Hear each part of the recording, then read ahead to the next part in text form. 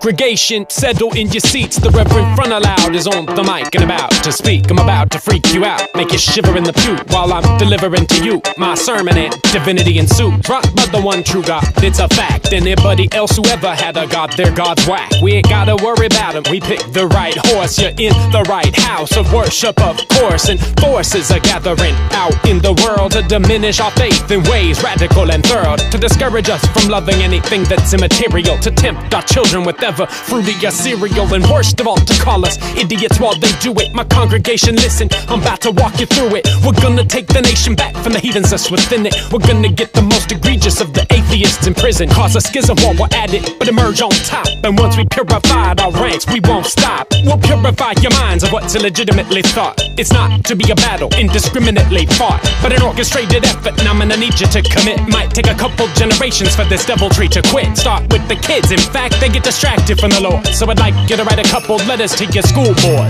Do you really believe we were nothing but the monkeys swinging up in the trees? Don't it seem a little likelier that Adam and Eve did a lot of humping and that was the origin of the species? Do you really believe we were nothing but the monkeys swinging up in the trees? Don't it seem a little likelier that Adam and Eve did a lot of humping and that was the origin of the species?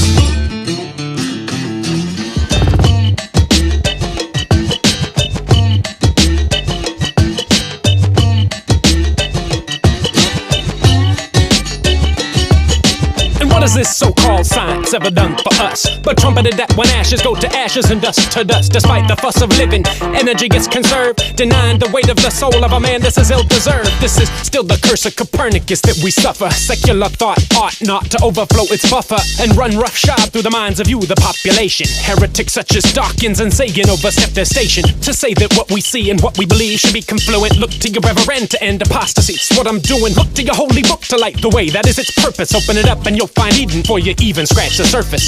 Sure, this should be mirrored in the textbooks verbatim, but I'm not in a position yet to issue ultimatum. So I lay down my scheme. We'll make it seem as though creation isn't anything we'd like to interject to education. We'll wrangle up the language, science, data, theorem, the irreducible complexity of the ears we use to hear them, gnashing teeth and wailing from Kansas to PA. Yes, my flock, I talk of futures not imminent but underway.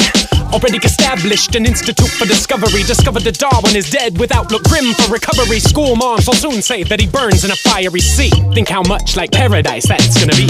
Do you really believe we were nothing but the monkeys swinging up in the trees? Don't it seem a little like